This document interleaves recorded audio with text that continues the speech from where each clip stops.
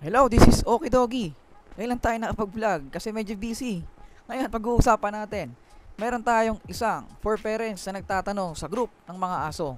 Ang breed na tinatanong niya, isang Shih Tzu. Ang tanong niya, natural lang po ba na hindi pantay-pantay yung laki ng mga tuta? Kasi nanganak yung aso niya, tapos lumaki na, papansin niya na hindi pantay, yung isa mas malaki doon sa isa, yung isa mas malaki doon sa maliit, yung isa mas maliit doon sa naunang lumabas. Mga ganong senaryo nangyayari.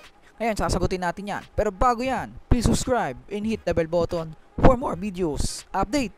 Sige, umpisa na natin. Ngayon, pag-uusapan natin. Ang tanong niya ulit, natural lang bang hindi pantay-pantay habang lumalaki yung mga tuta na bagong panganak? Okay?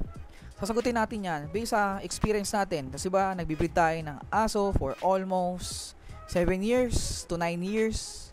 Ngayon, pag-uusapan natin yan. Ang sagot dyan, natural lang po. Depende yan sa vitamins na nakukuha niya dun sa loob ng tiyan. Kasi, habang nagbubuntis yung tuta, di ba nagbibigay ka ng vitamins? Di ba? Yung nilalagay mong vitamins sa nanay. Diba? Depende kung marami yung tuta, mas nag-aagawan siya sa vitamins na nilalagay mo sa nanay.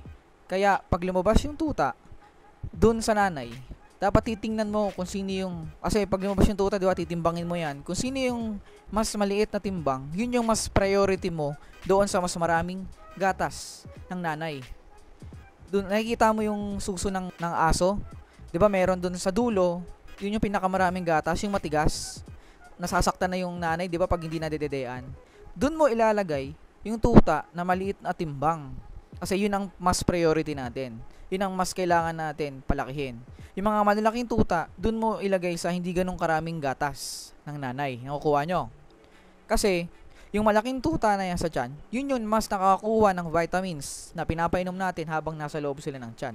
Kasi, yung tiyan ho ng aso, di ba bilog yan? Bilog yan.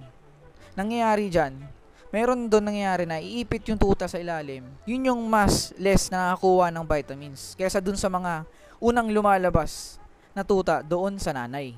Yun yung mas nakakuha ng maraming vitamins sa nanay. Kaya napapansin nyo, pag lumabas yung tuta, mayroong malaki, mayroong maliit. Yung malaki, yun yung mas nakakuha ng vitamins. Yung maliit, yun yung mas hindi nakakakuha ng vitamins sa nanay.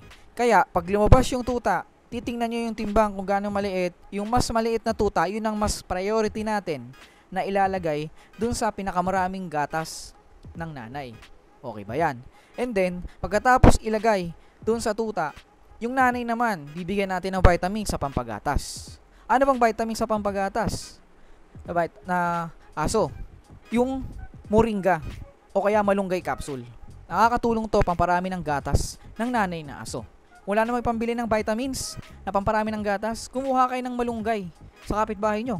Kaya pakulo kayo, bumili kayo ng atay ng manok, atay ng baboy, ihalo nyo yung malunggay capsule doon sa sa sabaw para ipainom o ipakain, halo nyo sa pagkain ng nanay na aso. And then after that, makikita nyo na yung resulta, dadami na yung gatas ng nanay na aso. Pwede nyo nang ipadede yung mga tuta. Kung hindi naman gusto mo ipahinga, pwede kayong bumili ng substitute milk para sa mga tuta. Ano ba ang pinaka-budget meal? Ang ginagamit ko, yung Puppy Love. Hindi ko lang kung magkano yan eh. Dati around 250 lang yan. Isang pouch na yon. Ang ginagawa ko, paggabi, pinapa-dede ko siya sa Puppy Love. Tapos, pahinga.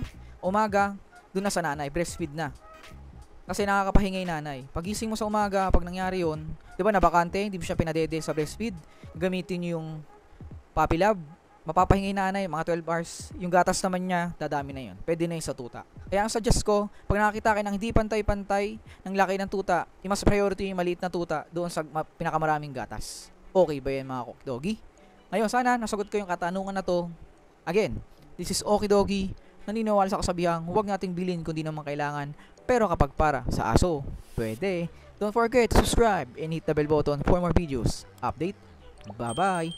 2 million views na pala tayo sa 22,000 subscribers. Maraming salamat sa mga ka-Okidogi ko dyan.